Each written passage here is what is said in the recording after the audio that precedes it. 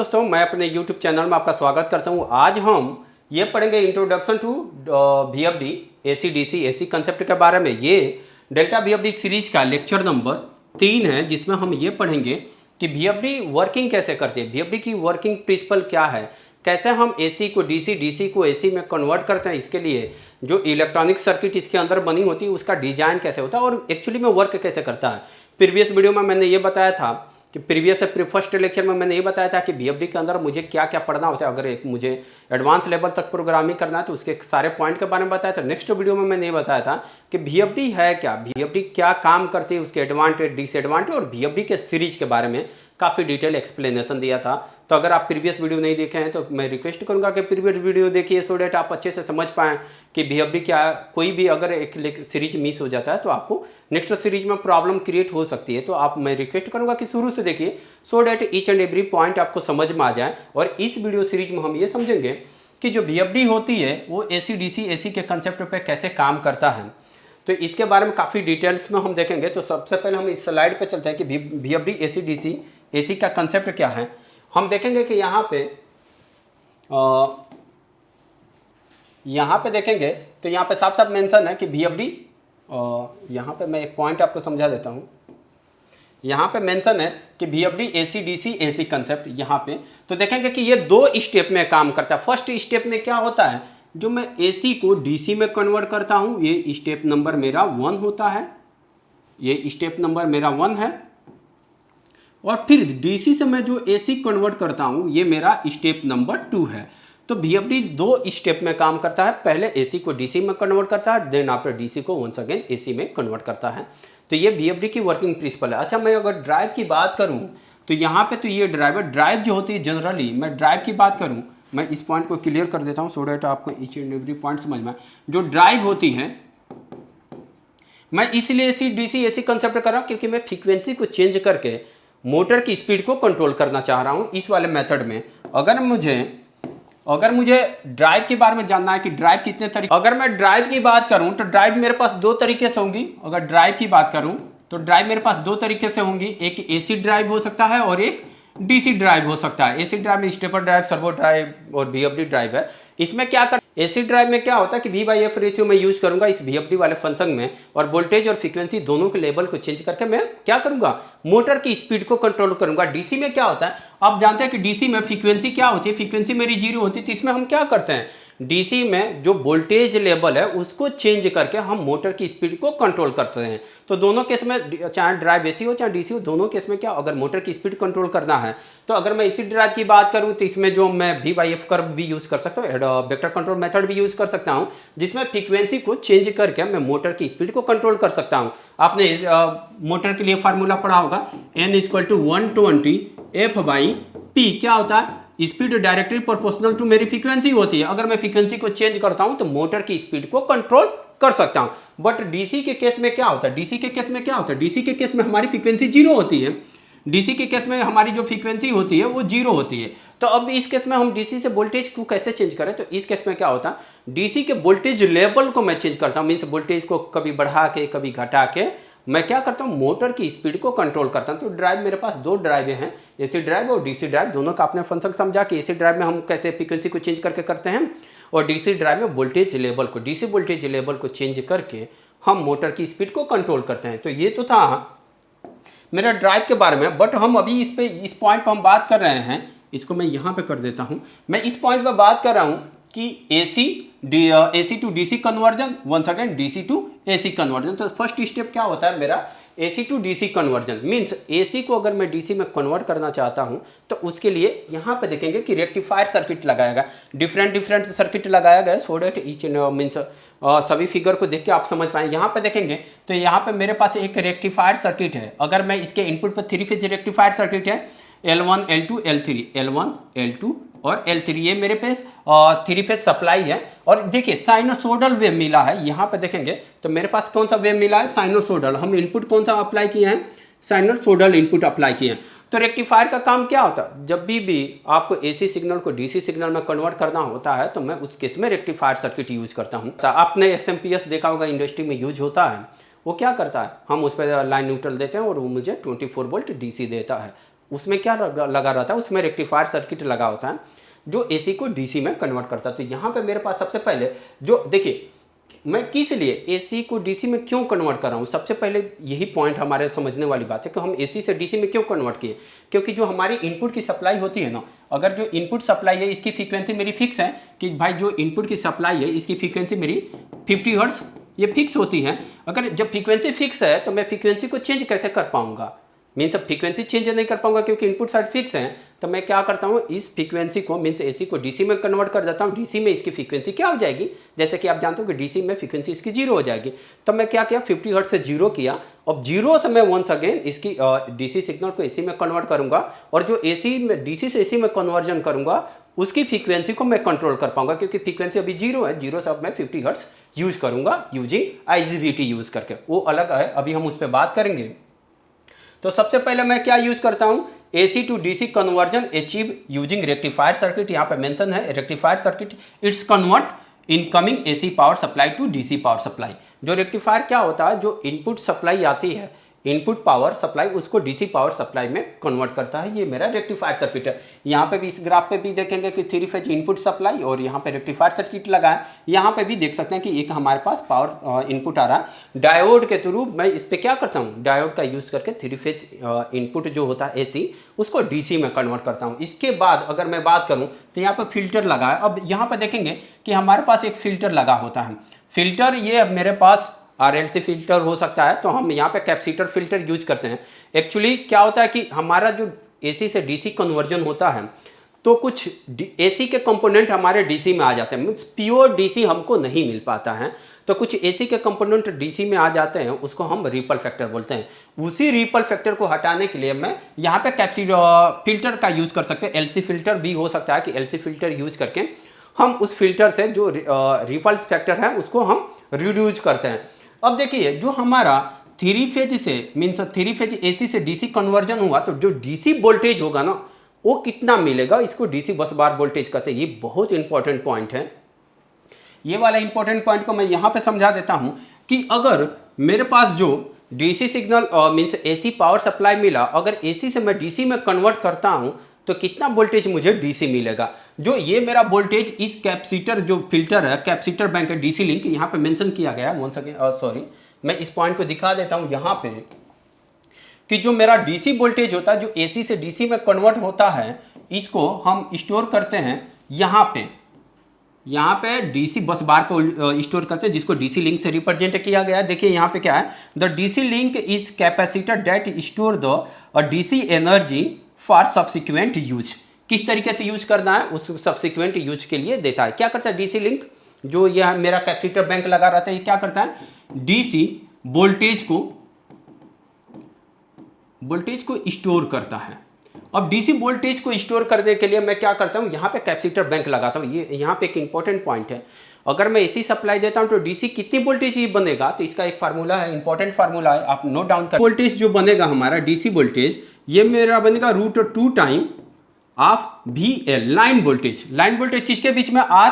अगर line voltage की मैं बात करूं तो √2 टाइम VRY दो फेजों में। अगर मेरा AR है AY है और B है तो किसी दो फेज का लाइन टू लाइन वोल्टेज क्या होता है कि DC जो वोल्टेज बनेगी वो √2 टाइम ऑफ लाइन वोल्टेज। तो मैं एक अदर ऐसे भी फार्मूला लिख सकता हूं कि DC वोल्टेज, ये बहुत इंपॉर्टेंट है, आपसे कई बार पूछा जा सकता है कि DC voltage equal to √2 time of line voltage.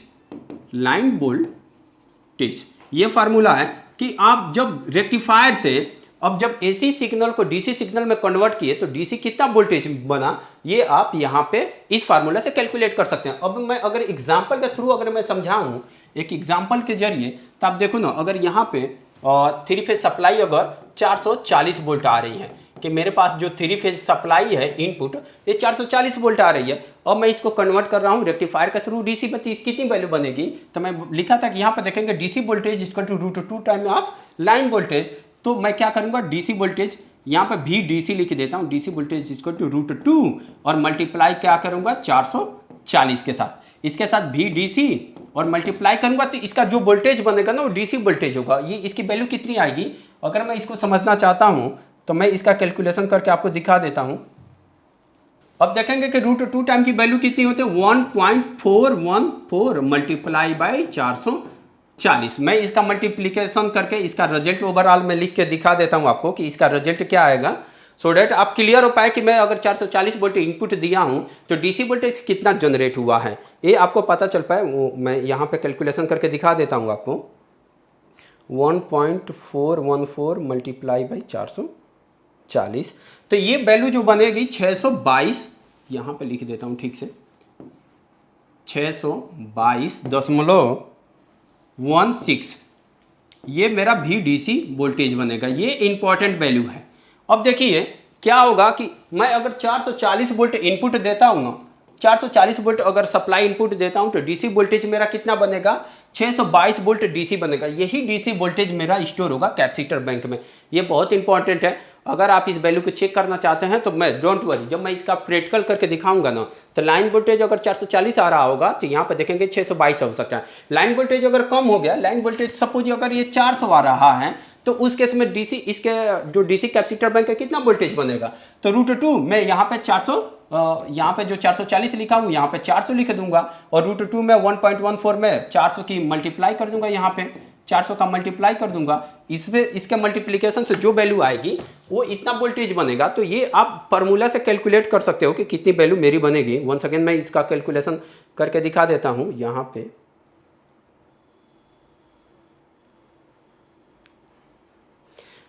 565 approximate कितनी वैल्यू बनेगी VDC वोल्टेज, VDC 565.6 वोल्ट बनेगी। तो ये डीसी वोल्टेज बनेगी। इस वाले वोल्टेज को आप मेजर करना चाहते हैं तो जो ब्रेकिंग रेजिस्टेंस का जो पॉइंट होता है ना वहाँ पे मेजर कर सकते हैं। अदरवाइज आप इसके डिस्प्ले में भी VDC वोल्टेज देख सकते हैं कि कितना डीसी बर्स बार वोल्टेज जनरेट हो रहा है इतने वाले सप्लाई पे।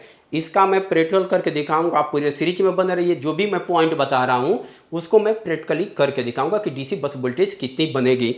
अब देखिए क्या हुआ कि अब इसी वोल्टेज को ना हम कंज्यूम करने के लिए ब्रेकिंग रेजिस्टेंस लगाते हैं, ब्रेक रेजिस्टेंस लगाते हैं। कई लोग आपने लगाया होगा तो आपको आइडिया होगा कि ब्रेक रेजिस्टेंस भी कुछ चीज़ होता है। हम क्या होता है कि मोटर मेरी हाई स्पीड पर चल रही है तो उसी मोमेंट पर अगर मैं मोटर को स्टॉप करना चाहता हूं तो मैं स्टॉप कमांड देता हूं तो ये चार्ज को स्टोर किया रहता है कैपेसिटर बैंक जो डीसी चार्ज होता है। अब इसी वोल्टेज को मुझे कंज्यूम करने के लिए ब्रेकिंग रेजिस्टेंस की रिक्वायर्ड पड़ती है। अगर मैं इस पॉइंट को दिखाना चाहूँ आपको तो आप यहाँ पर इस पॉइंट को देखेंगे। अगर इस पॉइंट को देखेंगे आप तो मैं यहाँ पर दिखा देता हूँ आपको। यहाँ पर देखेंगे क्या है कि ये VFD की वायरिंग है, डेल्टा VFD की वायरिंग। यहाँ पे देखेंगे कि प्लस और माइनस, यहाँ पे BR ब्रेक रेजिस्टेंस है, ब्रेक यूनिट है। ये ब्रेक यूनिट आप लगाना चाहें तो लगा सकते हैं। अदरवाइज ब्रेक, ये ब्रेक रजिस्टर के लिए देखेंगे यहाँ पे क्या लिखा है, यहाँ पे प्लस और यहाँ पे माइनस लिखा है। यानी इसके लिए मुझे DC वोल्टेज पे ये ऑपरेट होगा। तो यही जो प्लस माइनस का वोल्टेज है ना, इसी को जो कैपेसिटर बैंक की जो वोल्टेज जनरेट हुआ था, मैं यहाँ पे आपके लिए दिखाया था कि कितना वोल्टेज जनरेट होगा। मैं उस पॉइंट को दोबारा से दिखा देता हूं। इसी वोल्टेज, ये जो प्लस माइनस वोल्टेज है ना, ये जो टर्मिनल दिया है ब्रेक रेजिस्टेंस को, यहीं पे मैं ये डीसी वोल्टेज जो मैंने अभी कैलकुलेट किया है मैं यहां पे दिखा देता हूं। इस वाले पॉइंट पे मैंने जो डीसी वोल्टेज कैलकुलेट किया था उसी को डिसिपेट करने के लिए मैं क्या करूंगा, ब्रेकिंग रेजिस्टेंस का यूज करूंगा। ये वाला ब्रेकिंग रेजिस्टेंस जो प्लस माइनस होता है इसी पे डिसिपेट करूंगा। अभी आपने ये समझा कि ये जो कैपेसिटर जो चार्ज को स्टोर किया है, ये जो कैपेसिटर मेरे चार्ज को स्टोर किया है, इसकी वैल्यू का मैंने कैलकुलेशन बताया कि इस जो कैपेसिटर चार्ज को स्टोर करेगा उसकी क्या वैल्यू आएगी। मीन्स ये वाला जो VDC equal √2 time of line voltage होगा, ये इसके चार्ज को स्टोर करेगा। अभी तक मेरे पास DC मिल चुका है जो प्योर DC है, रेक्टिफायर। मैं यहाँ पर फिल्टर लगा दिया, उसके रिपल फैक्टर को दूर किया। अभी मेरे पास क्या है, DC वोल्टेज। अब DC वोल्टेज की क्या होती है, फ्रीक्वेंसी मेरे पास 0 होती है। अभी मैं आपको बताऊंगा कि ब्रेकिंग रेजिस्टेंस, ब्रेक रजिस्टर की वैल्यू को कैसे कैलकुलेशन करना है। पहले उससे पहले आप ये समझ लो कि ओवरऑल ये सर्किट काम कैसे करती है। अभी तो मैंने ये बताया कि हमने AC DC कंसेप्ट करना। फर्स्ट टाइम मैंने क्या किया फर्स्ट टाइम हमने क्या किया, जो एसी को डीसी में कन्वर्ट किया। मेरे पास जो यहाँ पे एसी जनरेट हुआ था, तो मैंने साइनसोइडल एसी वेव दिया था जिसकी फ्रीक्वेंसी मेरी कितनी थी, 50 हर्ट्ज थी। अब इसको मैं रेक्टिफायर सर्किट के थ्रू कन्वर्ट करके मैं यहाँ पे प्योर डीसी फाइंड आउट कर लिया हूँ। क्या लगा दिया, रेक्टिफायर सर्किट यूज कर लिया फर्स्ट स्टेप में। सेकंड स्टेप में मैंने फिल्टर यूज किया जो रिड्यूसिंग करेगा ripples and producing steadier DC means DC output voltage, एक कांस्टेंट डीसी प्योर डीसी को हमारे को जनरेट करके देगा। या वो डीसी की वोल्टेज मुझे कैपेसिटर बैंक पे स्टोर होगी, डीसी लिंक पे। यहाँ पे देखेंगे कि देखिए capacitor that store the DC energy, DC energy को स्टोर करेगा। और ये डीसी एनर्जी कितनी स्टोर करेगा, इसका कैलकुलेशन हम इस फार्मूले से कर सकते हैं। अब नेक्स्ट पॉइंट पे मेरा रहेगा, अभी तो तक तो मुझे डीसी मिल गया है, अब डीसी से हम एसी में, ये जो डीसी है ना, अब डीसी को मैं एसी में कन्वर्ट करूंगा। तो डीसी से एसी में कन्वर्ट कैसे करेंगे इसको हम देख लेते हैं। नेक्स्ट स्लाइड पे चलते हैं। अब नेक्स्ट स्लाइड में आते हैं डीसी लिंक का कैपेसिटर, जो मैं अभी बताया था कि डीसी लिंक का कैपेसिटर की कितनी चार्ज को स्टोर करता है, उसका ये कुछ फीचर्स यहाँ पे लिखा गया कि DC link capacitor crucial component होता है। और देखिए ये क्या करता है, अगर मैं मोटा मोटी बात करूँ आपका ज़्यादा टाइम ना लेते हुए, तो वोल्टेज को स्टेबलाइजेशन करता है, मीन्स स्टेबल वोल्टेज देता है। ऐसा नहीं है कि डीसी वोल्टेज है 100 वोल्ट तो कभी 99, कभी 95, कभी 105, तो ये अनस्टेबल डीसी वोल्टेज है। स्टेबल डीसी वोल्टेज का मतलब ये है कि 100 मतलब 100 वोल्ट स्टेबल वोल्टेज देगा, एनर्जी को भी स्टोर करेगा और इसके अलावा करंट को स्मूथिंग करेगा, मीन्स एक स्मूथ करंट। अगर वोल्टेज नहीं वेरी होगी तो करंट भी नहीं वेरी होगा, तो करंट भी स्मूथ जनरेट होगा। तो ये कैपेसिटर हम इसीलिए लगाते हैं जिसका काम मेरा वोल्टेज को स्टेबल कर देगा, मीन्स एक फिक्स वोल्टेज देगा, एनर्जी को भी स्टोर कर सकता है। ये सारे पॉइंट आप पढ़ सकते हैं कि देखिए वोल्टेज को क्या करता है, it's help to smooth out the DC voltage variation by the acting as a buffer की तरह यूज करके वोल्टेज को स्टेबल कर लेता है। Capacitor store energy from the rectifier and release it to inverter when need. क्या बोल रहा है कि ये डीसी वोल्टेज को स्टोर कर लेता है और ये डीसी वोल्टेज तब इन्वर्टर को प्रोवाइड करता है जब उसको ज़रूरत होती है। तो ये मेरा कैपेसिटर का काम है। सेकेंड स्टेप में मैं बात करूं कि ये मेरा सेकेंड स्टेप है। पहला स्टेप में मैंने काम क्या किया था, एसी को डीसी में कन्वर्ट किया था। फर्स्ट स्टेप में मेरा क्या काम था, फर्स्ट स्टेप में मैंने क्या किया था, एसी को डीसी में कन्वर्ट किया। अब मुझे क्या है, फर्स्ट स्टेप था। सेकंड स्टेप में मैं क्या करूंगा, डीसी को वंस अगेन एसी में कन्वर्ट करूंगा। बट ये जो एसी कन्वर्ट होगी ये वेरिएबल एसी होगी, वेरिएबल एसी सप्लाई होगी, एसी सप्लाई होगी। जो वेरिएबल एसी सप्लाई होगी जो हमारी मोटर को सप्लाई करेगी, मीन्स इस VFD के जो आउटपुट टर्मिनल पे जो मिलेगा ना, इसकी क्या होगी, वोल्टेज वेरिएबल होगी, इसकी फ्रीक्वेंसी भी वेरी हम कर सकते हैं। अब ये सब कैसे करेंगे, मैं अब डीसी को एसी में कन्वर्ट करूंगा, डीसी को मैं एसी में कन्वर्ट करूंगा तो डीसी इनपुट होगा, पल्स विड्थ मॉड्यूलेशन आउटपुट मिलेगा और एसी आउटपुट मिलेगा। अगर मैं सर्किट डायग्राम की बात करूं तो यहाँ तक ऑलरेडी हमने समझ रखा है कि ये कितनी वोल्टेज को स्टोर किया, इसका ये वेवफॉर्म है। अब इसके बाद मैं यहाँ पे IGBT यूज़ किया गया। अगर इस वेवफॉर्म की बात करेंगे, ये इस वेवफॉर्म को ध्यान से देखिए कि किस टाइप का वेवफॉर्म आपको फाइंड आउट हुआ है। ये जो वेवफॉर्म फाइंड आउट हुआ है कि PWM टेक्निक से, ये देखेंगे पल्स विड्थ मॉड्यूलेशन से। कुछ इसका वेवफॉर्म कैसे मिला है, कुछ इसका वेवफॉर्म ऐसे मिला है, जैसे कि मैंने आपको फर्स्ट में ही बताया था। ये मेरा यहाँ पे आप ऐसे ले लो, ये ऐसे जाके ऐसे हैं, फिर ऐसे जाके ऐसे, फिर ऐसे, ये तो इसको ऐसे कुछ इस टाइप का वेवफॉर्म यहाँ पे आपको दिख रहा होगा। ये मेरा पल्सेटिंग वेवफॉर्म है। इसलिए मैं बोला था कि शुरू में जो VFD आउटपुट वोल्टेज को जनरेट करता है ना, PWM टेक्निक से इसके वोल्टेज को जनरेट करता है, जिसकी वजह से थोड़ी सी हमिंग साउंड आपको मिलती है। तो PWM टेक्निक। अब देखिए इसमें एसी कैसे कन्वर्ट हो, जब डीसी वोल्टेज को हम इन्वर्टर सर्किट यूज करते हैं। इन्वर्टर सर्किट मीन्स जो इन्वर्टर क्या होता है, देखिए जो डीसी को एसी में कन्वर्ट करता है ना, उसको हम इन्वर्टर बोलते हैं। देखिए जो डीसी को मीन्स एसी को डीसी में कन्वर्ट करेगा उसको हम रेक्टिफायर बोलते हैं, रेक्टिफायर बोलते हैं। अब देखिए जो डीसी को एसी में कन्वर्ट करता है उसको हम इन्वर्टर बोलते हैं। ये मेरा पास हो गया कि जो डीसी को एसी में कन्वर्ट करेगा उसको रेक्टिफायर बोलेंगे, जो डीसी को एसी में कन्वर्ट करेगा उसको इन्वर्टर बोल लेंगे। एक और भी होता है cyclo converter, CYC, cyclo converter. ये थोड़ा सा कंस्ट्रक्टेड सर्किट होता है। साइक्लो कन्वर्टर क्या होता है, एसी को ही एसी में कन्वर्ट करता है, बट वेरिएबल एसी में कन्वर्ट करेगा। अगर एसी सप्लाई यहाँ पे 100 वोल्ट आ रही है ना, तो इसको चेंज करके आइदर आप 100 से ऊपर 120 150 means variable AC find out कर सकते हैं। तो ये साइक्लो कन्वर्टर होता है, एक अलग सा फीचर्स होता है। आप अगर इलेक्ट्रॉनिक्स या इलेक्ट्रिकल में इसको बीटेक या पॉलिटेक्निक किए होंगे तो आइडिया होगा, बट वहाँ तक हम नहीं जाते कि साइक्लो कन्वर्टर की वर्किंग क्या है।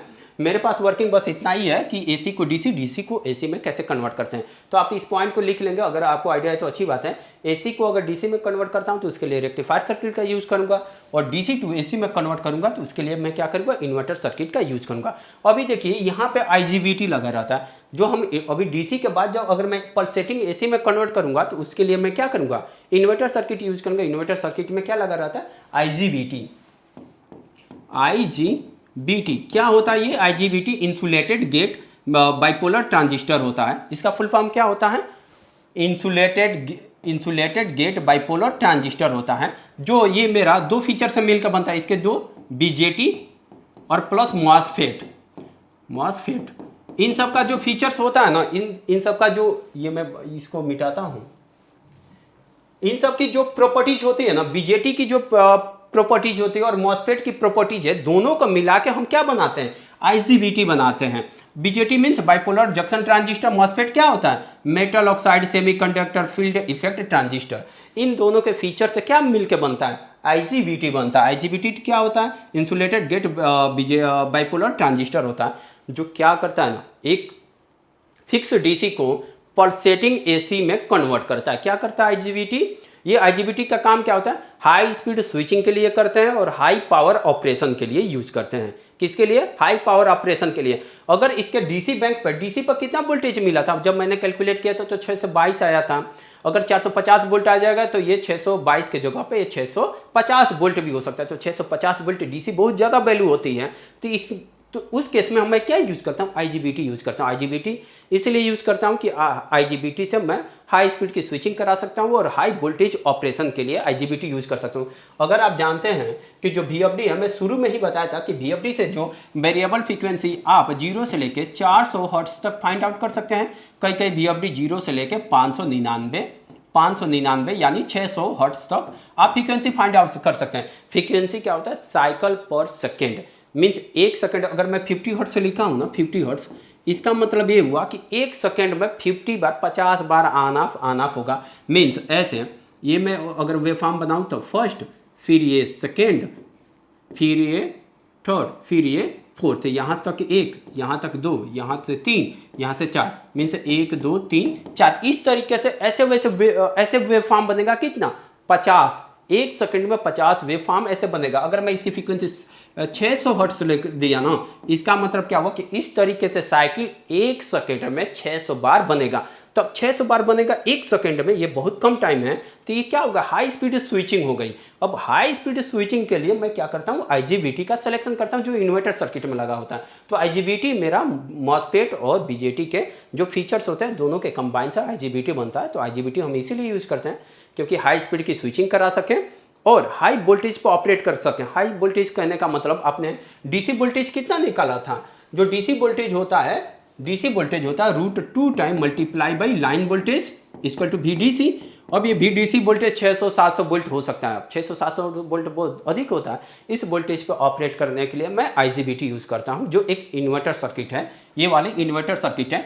फाइनली इसके बाद मुझे जो वेवफॉर्म मिलता है, इस तरीके से PWM का वेवफॉर्म मिलता है। तो ओवरऑल मेरा VFD कैसे वर्क किया, सबसे पहले मैंने AC सिग्नल को DC में कन्वर्ट किया, DC से वंस अगेन मैंने AC में कन्वर्ट किया। तो AC से DC में कन्वर्ट करने के लिए रेक्टिफायर यूज़ किया, और वापस DC से मैं AC में कन्वर्ट करने के लिए मैं इन्वर्टर सर्किट यूज़ किया, जिसमें मैंने एक आईजीबीटी यूज़ किया। तो ये तो था ओवरऑल मेरा फीचर्स। यहाँ पर देखेंगे, अगर DC इनपुट, क्योंकि मेरे पास इस कैपेसिटर बैंक तक DC इनपुट मिल चुका है मेरे पास। यहाँ पे मैं बात करूँ तो यहाँ पे मेरे पास DC इनपुट मिल चुका है। इस वाले पॉइंट पे मैं बात करूँ तो DC इनपुट मुझे मिल चुका है। यहाँ पे मैंने कुछ पॉइंट लिखा है, यहाँ पे देख सकेंगे कि the DC voltage from the DC link capacitor is feed into inverter. जो क्या होता है, DC लिंक से जो मेरा DC लिंक पे वोल्टेज जनरेट हुआ है, DC बस बार वोल्टेज भी इसे बोल सकते हैं, उसको क्या करते हैं, इन्वर्टर में फीड करता है। और pulse width modulation PW is technique use to control the output voltage and frequency of the inverter. अभी ये इसी वाले पॉइंट से PWM टेक्निक का यूज करके मैंने क्या किया, वोल्टेज के लेवल को और फ्रीक्वेंसी को चेंज किया। यहीं से मेरी फ्रीक्वेंसी 0 हर्ट्ज से लेके 600 हर्ट्ज तक मैं चेंज कर पाऊंगा। कैसे, PWM टेक्निक का यूज करके, पल्स विड्थ मॉड्यूलेशन का यूज करके। इसका वेवफॉर्म कैसे मिलता है, ऐसे इसका वेवफॉर्म मिलता है। तो पल्स विड्थ मॉड्यूलेशन का यूज करके मैं यहीं से इसके वोल्टेज को कंट्रोल और फ्रीक्वेंसी को कंट्रोल कर सकता हूँ। यहाँ पे साफ साफ मेंशन है कि PWM is technique use to control the output voltage and output frequency of the inverter. तो कोई आपसे ये पूछे कि वोल्टेज और फ्रीक्वेंसी को कैसे कंट्रोल करते हैं एक VFD में, तो आप ऐसे बता सकते हो कि PWM टेक्निक यूज हम करते हैं मोटर की स्पीड को कंट्रोल करने के लिए। और जो PWM टेक्निक होता है जिसको मैं यूज करके जो इनपुट सप्लाई होती है उसके वोल्टेज और वोल्टेज लेवल और फ्रीक्वेंसी को कंट्रोल करता हूँ।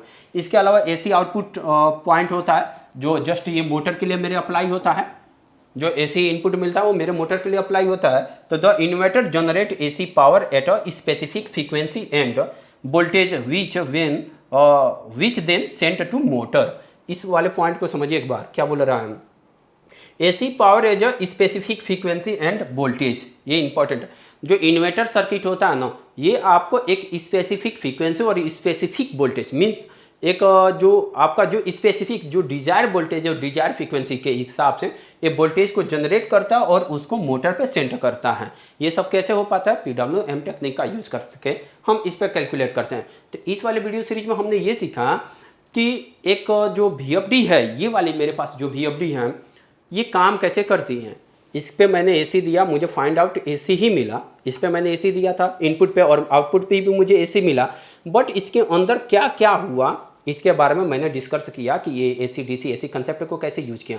क्योंकि इसके इनपुट पे जो सप्लाई आ रही थी वो फिक्स सप्लाई आ रही थी अब 50 हर्ट्ज। बट मैं जब VFD से चलाता हूँ तो यहाँ पे पोटेंशियोमीटर को घुमा के फ्रीक्वेंसी कितना रखता हूँ, कभी 10 हर्ट्ज, कभी 12 हर्ट्ज, कभी 15, कभी 20, कभी 25, जिस तरीके मेरी रिक्वायरमेंट होती है।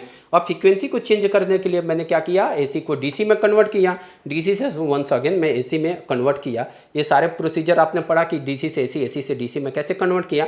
और यहाँ पे जो वेवफॉर्म मिलेगा ना, देखिए मैं बहुत इंपॉर्टेंट पॉइंट है, जो यहाँ पे इनपुट पे सप्लाई मिलेगी वो साइनोसोडल, प्योर साइनोसोडल वेव आती है हमारे पास। बट VFD से जो आउटपुट मिलता है ना वो पल्स सेटिंग मिलता है, जो PWM टेक्निक से मिलता है। यहाँ पे भी ग्राफ देख सकते हैं कि ये वाला जो ग्राफ है किस तरह साइनोसोडल इनपुट मिला है और किस तरीके से मुझे पल्स सेटिंग वेव फॉर्म मिला है। तो ये मेरा VFD का काम था। हम देखिए काफ़ी इंपॉर्टेंट इस सीरीज में हमने ये समझा कि इसकी वर्किंग क्या है, किस तरीके से इसके वोल्टेज फाइंड आउट होते हैं, किस फॉर्म में फाइंड आउट होते हैं। सबसे ज़्यादा इंपॉर्टेंट हमने इस सीरीज में भी समझा कि अगर मैं लाइन वोल्टेज देता हूं तो मुझे इसके DC बस बार पे कितनी वोल्टेज जनरेट होगा, इसको मैं प्रैक्टिकली करके दिखाया। तो उस कैलकुलेशन को भी याद रखेंगे कि DC वोल्टेज और लाइन वोल्टेज में कितना डिफरेंस होता है, उसको कैसे कैलकुलेट करते हैं। नेक्स्ट वीडियो में हम ये देखेंगे जो मेरे पास जो ये कैपेसिटर बैंक पे है, अगर कैपेसिटर बैंक पे जो मेरा वोल्टेज जनरेट हुआ है, अभी DC वोल्टेज जनरेट हुआ है, और मैं मोटर सडनली चल रहा था, ड्राइव हाई स्पीड में मोटर को चला रही थी, मैंने सडन स्टॉप दबा दिया, मोटर मेरा बहुत हैवी रोलर के साथ कनेक्ट है और मोटर घूम ही नहीं पा रहा। तो उस समय जो एनर्जी जनरेट हुई थी उसी एनर्जी को रीजनरेटिव ब्रेकिंग में भी लेते हैं और उसी एनर्जी को कैसे डिसिपेट करते हैं ब्रेकिंग रेजिस्टेंस के थ्रू, उसका भी हम कैलकुलेशन नेक्स्ट वीडियो में करेंगे। तो दोस्तों मैं उम्मीद करता हूं कि आपने इस वीडियो सीरीज से आपने ये समझा कि डेल्टा VFD हो या फिर मित्सुबिशी VFD, कोई सा भी VFD हो, सबकी वर्किंग प्रिंसिपल यही होता है, सेम होता है वर्किंग प्रिंसिपल। तो कोई VFD की वर्किंग प्रिंसिपल क्या है, वो VFD कैसे काम करती है, इसके बारे में स्टडी किया। नेक्स्ट वीडियो सीरीज में हम ये समझेंगे कि ब्रेकिंग रेजिस्टेंस का भी कैसे कैलकुलेशन करते हैं, क्योंकि ये बहुत इंपॉर्टेंट बन जाता है कि जब आप ड्राइव का सिलेक्शन कर तो लेते हैं, जब ड्राइव का सिलेक्शन कर लेते हैं और उसके बाद अगर होता है कि आपको ड्राइव में ब्रेक रजिस्टर लगाना है, तो ब्रेक रजिस्टर को कैसे लगाएंगे, उसका कैसे कैलकुलेशन करेंगे, इसके भी बारे में स्टडी करेंगे। ब्रेक रजिस्टर आप इस वाले ग्राफ में देखेंगे, हर एक ड्राइव में ब्रेक रजिस्टर लगाने की स्पेस पॉइंट होता है कि ब्रेक रजिस्टर आप यहाँ पर कनेक्ट करेंगे। तो यहाँ पर ब्रेक रजिस्टर है और ब्रेक रजिस्टर का कैलकुलेशन कैसे करेंगे ये मैं नेक्स्ट वीडियो में बताऊंगा। जब वायरिंग में बता रहा हूँ कि लाइन का इसमें कंट्रोल की वायरिंग कैसे करते हैं, पावर की वायरिंग कैसे करते हैं, उस समय आपको पता चलेगा। तो उम्मीद करता हूँ इस वीडियो सीरीज से आपने बहुत कुछ समझा होगा। अगर मेरी वीडियो पसंद आ रहा है तो प्लीज़ दोस्तों वीडियो को लाइक कीजिए, शेयर कीजिए, चैनल को सब्सक्राइब कीजिए। मिलते हैं नेक्स्ट वीडियो में, तब तक के लिए नमस्कार।